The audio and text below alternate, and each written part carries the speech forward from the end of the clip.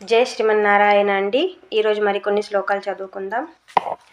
ఓం విశ్వం విష్ణుర్వషట్కారో భూత భవ్య భవత్ప్రభుః భూతకృద్భూత వృద్భావో భూతాత్మా భూత భావనః పూతాత్మా పరమాత్మా చ ముక్తానాం పరమాగతిః అవ్యయః పురుషः సాక్షి క్షేత్రజ్ఞోక్షర ఏవ చ యోగో యోగవిదాం నేతా ప్రధాన పురుషేశ్వరः నారసింహవపుః శ్రీమాన్ కేశవः పురుషోత్తమः శర్వః సర్వశివస్థానుర్భూతాధిర్నిధిరవ్యయः శంభవో భావనో భర్తా ప్రభవః ప్రభురీశ్వరः స్వయంభూ శంభురాదిత్యః పుష్కరాక్షో మహాస్వనः అనాదినిధనో ధాతా విధాతా ధాతురుత్తమः అప్రమేయో హృషీకేశః పద్మనాభోమరప్రభుః విశ్వకర్మా మనుత్వష్టస్థవిష్టస్థవిరో ధ్రువः ఆగ్రాహ్య శాశ్వతః కృష్ణో లోహితాక్షప్రతర్ధనः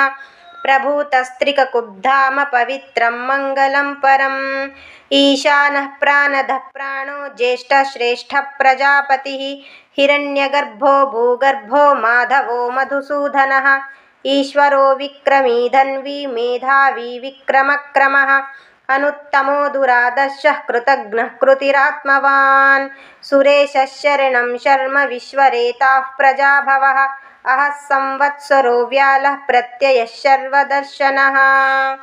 జై శ్రీమన్నారాయణ.